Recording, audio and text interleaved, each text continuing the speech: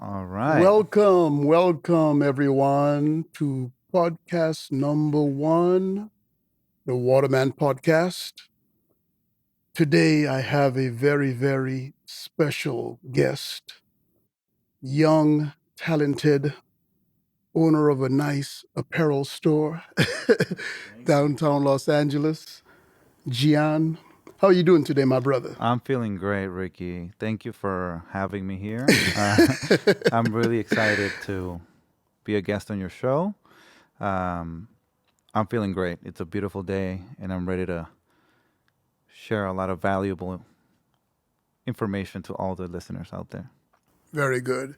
So, Jean, let's start from the beginning as far as how I met you.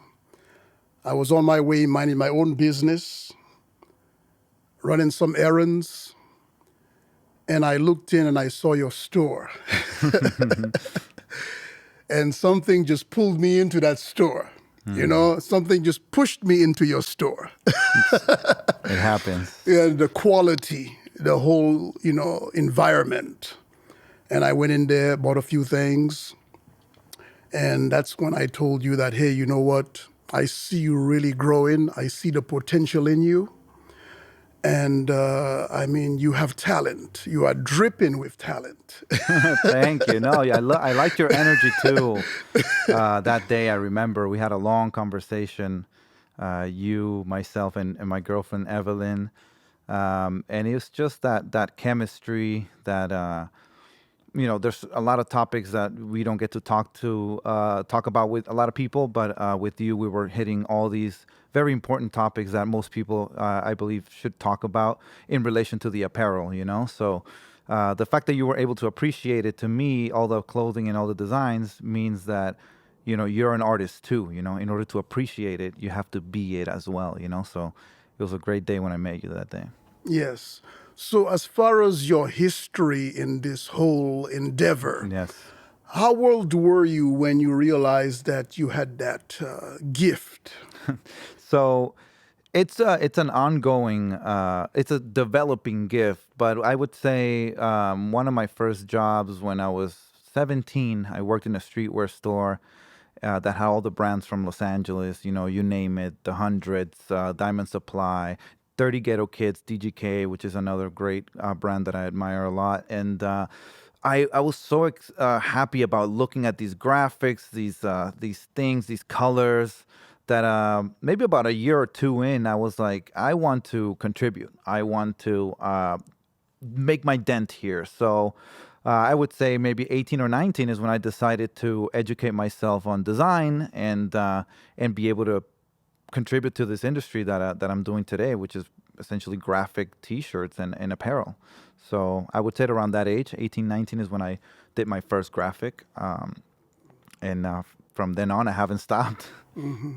So, like when you first showed it your artwork to the public, what was you remember the first response from people when they first saw your Yes, that's artistic work? yes, Ricky. That's a great question because there's a lot of rejection and a lot of a backlash, a lot of it's an uphill battle at first when you're essentially you could say nobody really in that industry. Um, I remember having one graphic that was a Miami graphic, and it took me a couple months to get the store to be on board with it because they were like, no, we don't know if it's going to do well because I don't have any credibility really. It's really just my word. So I persisted. I asked for it every month. I remember even saying, if they don't move, take them off my check. I will buy them and I will have them at my house, like to sort of diminish the risk there. And we ended up doing the T-shirt, and it ended up selling out. So this is it was an idea that I had. Over time, this didn't happen overnight. It was an idea that grew, and I had it in my mind for months, and it was always a good idea every time I reviewed it, because sometimes ideas are good and then a couple weeks later they're like, no, I'm happy I didn't do that because it's not that good. But this one was always sound and solid, so I pushed for it. I believed in it, and we did it, and it did really well. It sold out, and it became like a staple of the store. So Before, so I met the rejection but persisted. I took it upon me, like skin in the game, essentially. Like, if it doesn't move, charge me. I'm putting it all here. And that in addition to the concept, I believe led to the success of that design. But yeah, adversity is essential to success. Like, it must happen. There's no succeeding without a. Persistency counts all the time. Absolutely, absolutely, Ricky. You got to Yes. be persistent. So that's very good. So now, what was the reaction from the public, and from people you knew, your friends, and things like that, when you first told them, hey, you know what? I'm thinking of opening up my own apparel store. What was that reaction that you first initially got? Well, yeah, that's a great question, Ricky. These are really good questions because this is real. The I'll be honest, and this is a concept that I think may be valuable to your listeners. I actually kept the concept of opening up a store uh, to myself. I kept it bubbling quietly. My girlfriend Evelyn, she saw me wanting to go to more shows, and she's like, "Why don't you open up your own store?" She's actually one of the main reasons why I was pushed to do it. That's a good woman right there. Yeah, no, absolutely. It's Yeah, for her, Evelyn. yes, Evelyn, love you. All right. Stand by her man. She, That's right. her belief was a turbocharge to my belief, and I think that this applies to anybody. You just need one person to truly believe in you and back you up in order for you to believe and go take on that endeavor. But I kept it very quiet. I actually didn't tell anybody. I let it bubble quietly, under wraps, and then the actions just spoke. It was just there. The store opened, and then I shared it, and then people were like, they couldn't believe it. They still can't believe it. They still can't believe that it happened. Actually, they don't. Family members, friends are still in awe about it. But I believe that letting it be really quiet until it manifests itself by action was a key to this specific journey. Yeah, that's always usually the better way to do it, because when it's almost fully bloomed, then you can talk about it. Because if, like, very early on, you start telling people, especially if they're small thinkers, they will try to talk you out of it. You know already. So, when you're a big dreamer, you have to always make sure you're like a security guard, guarding your dream. You got to protect that dream. Absolutely. And you just, a lot of times it's best to just wait till it's almost fully bloomed. Then you can say something about it, but not in the early stages, the thoughts and what have you. Now, what was it like opening day, that first day of opening? It's like a kid going to school for that first day. You remember that first day of going to school. Absolutely. You remember that day one of opening up that business. Yes. Can you tell us what was that? What was that feeling that? It's actually pretty fresh. We're actually about to do our first year anniversary next month on December 2nd. So it's it's super vivid, the feeling. It was a mix of excitement and a lot of uncertainty, that both being inside my heart and feeling those two simultaneously, like mega excitement and mega uncertainty, which you can say is fear. Yeah. But I believe that those two are a perfect mixture in order to grow. So I couldn't even grasp the fact that I was opening up a store. I couldn't even believe it. I hadn't never done it, didn't know anything about it. But my based on this year that has been a roller coaster of events, I would say that you just have to jump at one point. You will never have it all laid out. You just need some, not none, some preparation and a lot of uncertainty. I would say maybe 80-20, like 20% preparation and the 80% may be uncertainty. And you jump out of that plane and you let go of the handlebars. And then as you fly the plane, you fix it, which is what I've been doing. It's an endless learning dance. It's like they switch the music on you on the dance floor and you just got to catch on to it. And that's exciting because you're constantly learning.